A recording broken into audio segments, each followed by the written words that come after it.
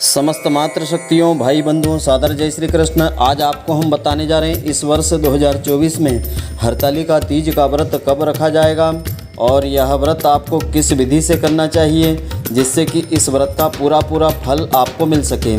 तो पूरे वीडियो को आप ध्यानपूर्वक अवश्य देखें। तो आप सभी का बहुत बहुत स्वागत है आपके अपने ही चैनल एस्ट्रो गुरुजी में। यदि आपने अभी तक हमारे चैनल को सब्सक्राइब यदि नहीं किया हो तो अभी सब्सक्राइब कर लें और बेल आइकन को अवश्य दबाएं जिससे हमारे अगले आने वाले नए वीडियो की नोटिफिकेशन सबसे पहले आपके पास पहुंचे। आप नित्य नई ज्ञानवर्धक जानकारियां व नित्य का राशिफल हमारे चैनल से प्राप्त करते रहें। तो हरतालिका तीज के दिन महिलाएं भगवान शिव और माता पार्वती जी की रेत से बनाई गई मूर्तियों की पूजा आराधना करती है। तो यह व्रत पति की लंबी आयु और सुखी वैवाहिक जीवन के लिए रखा जाता है। वहीं कुंवारी कन्याएं सुयोग्य वर की प्राप्ति के लिए इस व्रत को रखती है। तो इस व्रत में अन्न और जल आदि ग्रहण नहीं किया जाता है। तो कहते हैं कि सबसे पहले माता पार्वती जी ने यह व्रत किया था, उसी के प्रभाव से उन्हें भगवान शिव जी की प्राप्ति हुई थी। तो आइए अब हम जानते हैं इस वर्ष 2024 में हरतालिका तीज का व्रत कब रहेगा, इसकी पूजा विधि क्या है, शुभ मुहूर्त क्या है।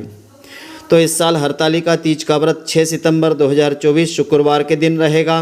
तो भाद्रपद तृतीया तिथि का आरंभ 5 सितंबर की दोपहर 12:21 पर आरंभ होगा और इसकी समाप्ति 6 सितंबर की दोपहर 3:01 पर होगी। ऐसे में उदयात तिथि के अनुसार यह व्रत 6 सितंबर 2024 को रखा जाएगा। हरतालिका तीज पूजा का मुहूर्त 6 सितंबर की सुबह 6:02 से आरंभ होकर के 8:33 तक रहेगा। इस मुहूर्त में तीज की पूजा जरूर आपको करना चाहिए। इसके बाद शाम के समय प्रदोष काल में तीज की पूजा की जाती है और प्रति वर्ष के अनुसार आप अपनी परंपरा के अनुसार इस दिन पूजा अर्चना कर सकती हैं। तो हरताली तीज की पूजा सामग्री इस प्रकार से आपको इसमें रखना चाहिए।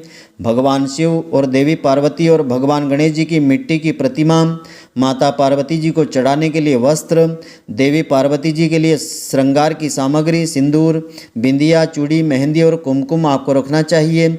सुपारी, समी के पत्ते, बेलपत्र, कलश, अक्षत, दूर्वा, शुद्ध घी, कपूर, दही, गंगाजल, केले का पत्ता, रोली, जनेऊ, यह पूजा सामग्री आपको पूजन में अवश्य सम्मिलित करना चाहिए। तो हरतालिका तीज की पूजा विधि इस प्रकार से है। इस दिन प्रातःकाल सूर्योदय से पहले उठ करके स्नान आदि करके साफ स्वच्छ वस्त्र धारण करें, श्रृंगार आदि करें। इसके बाद हाथ में गंगाजल लेकर के हरतालिका तीज व्रत करने का संकल्प भगवान के सामने आपको लेना चाहिए।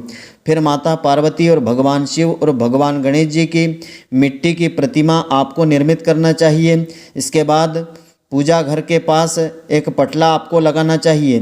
फिर पार्वती जी को लाल रंग की चुनरी, फल, अक्षत, पुष्प, धूप, दीप, नैवेद्य अर्पित करना चाहिए।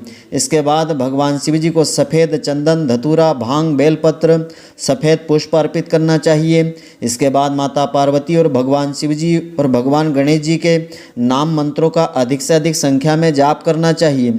फिर तीनों को भोग भी लगाना चाहिए।